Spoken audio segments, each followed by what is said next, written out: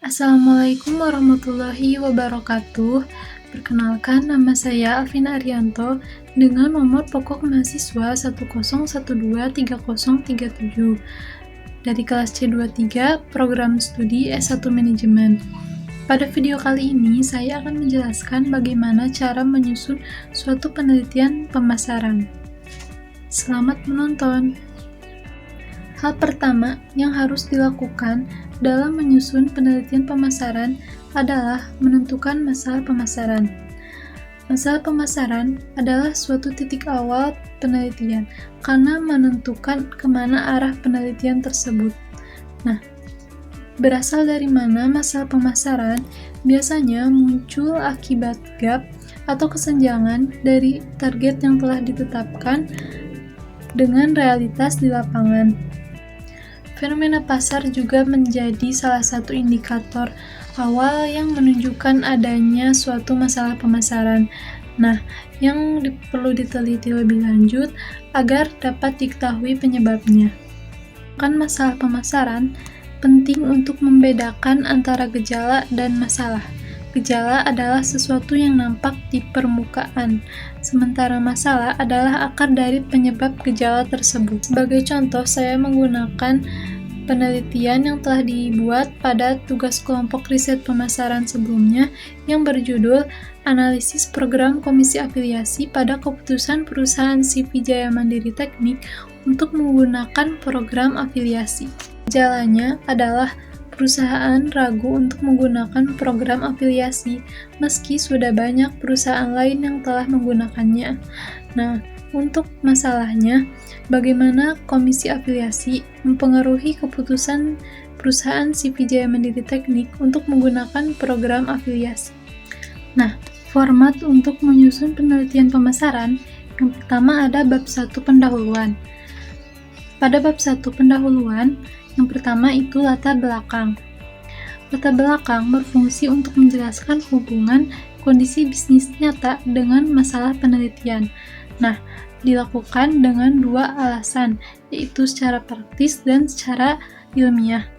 Praktis itu membantu pengambilan keputusan suatu bisnis, sedangkan secara ilmiah itu pengembangan ilmu. Ini diperkuat dengan data awal, observasi awal, informasi internal perusahaan, atau fenomena tingkat penggunaan program afiliasi.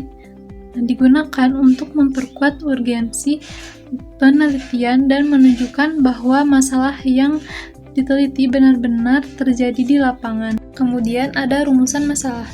Rumusan masalah disusun dalam bentuk beberapa pertanyaan.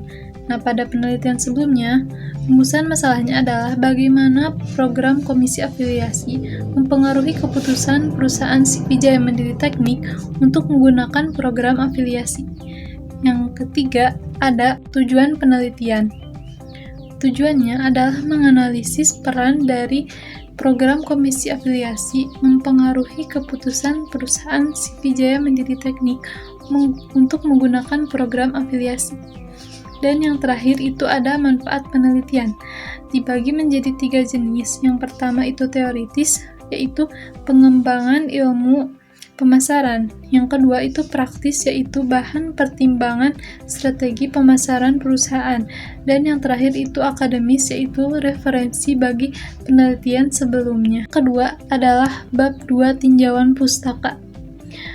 Bagaimana cara memilih teori pemasaran yang relevan untuk dimasukkan ke tinjauan pustaka, yaitu harus mendukung variabel penelitian seperti pemasaran digital, program afiliasi, pengambilan keputusan perusahaan, dan lain sebagainya.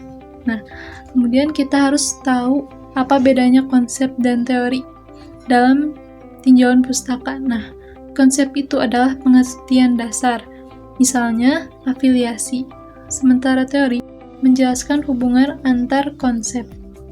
Nah, untuk konsep pada penelitian sebelumnya adalah afiliasi, sementara teori hubungan antara insentif komisi dan keputusan perusahaan. Selanjutnya ada penelitian terdahulu. Ini merupakan acuan untuk peneliti dalam melakukan penelitian, sehingga peneliti dapat memperkaya teori yang digunakan untuk mengkaji penelitian terdahulu ini bertindak sebagai kompas atau peta navigasi yang sangat krusial. Ada kerangka pemikiran. Kerangka pemikiran membantu peneliti untuk menciptakan struktur logis untuk analisis data, menghubungkan variabel-variabel penting yang terlibat dalam penelitian. Selanjutnya itu bab 3, yaitu metodologi penelitian. Pertama, kita harus menentukan pendekatan penelitian yang tepat.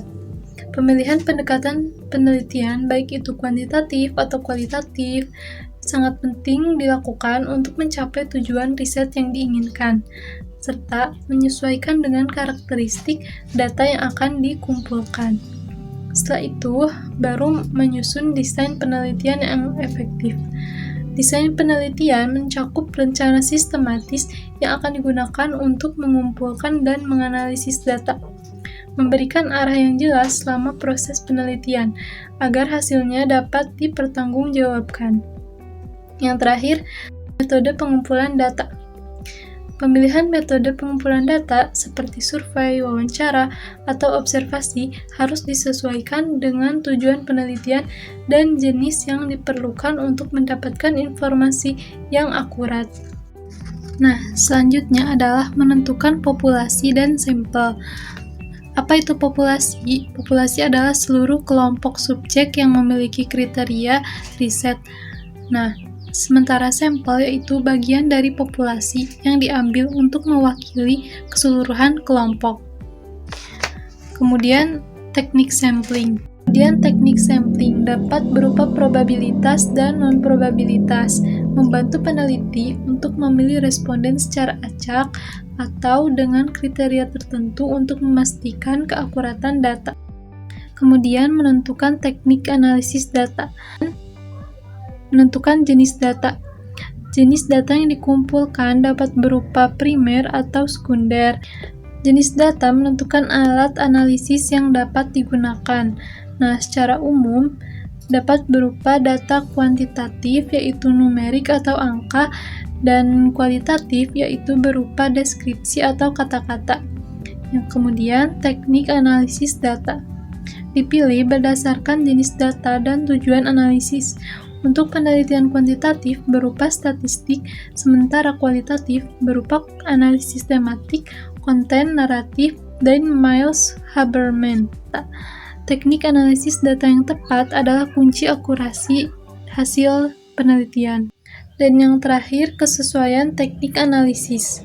Teknik ini harus sesuai dengan tujuan penelitian dan asumsi data. Nah, kemudian bab 4. Di sini terdapat hasil dan pembahasan.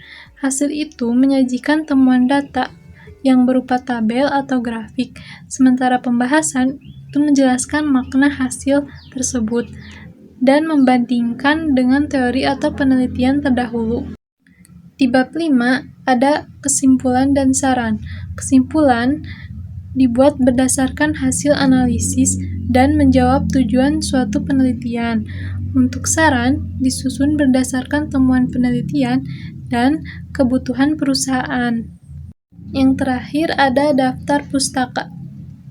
Sumbernya yaitu sumber primer atau asli dari penelitian, seperti jurnal ilmiah yang memiliki hak paten. Kemudian, jenis sumber primer atau ilmiah yaitu berupa buku teks, jurnal ilmiah, dan laporan penelitian.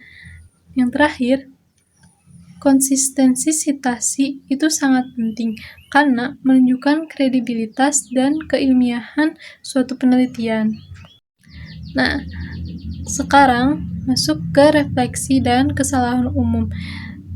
Untuk kesalahan yang sering terjadi yaitu ketidaksesuaian metode dengan tujuan penelitian.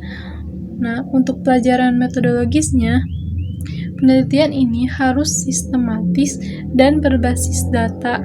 Dan yang terakhir, perbaikan jika penelitian diulang. Ini harus melakukan dengan memperluas data dan memperdalam analisis instrumen seperti wawancara. Demikian penjelasan dari saya, mohon maaf bila banyak kekurangan. Wassalamualaikum warahmatullahi wabarakatuh.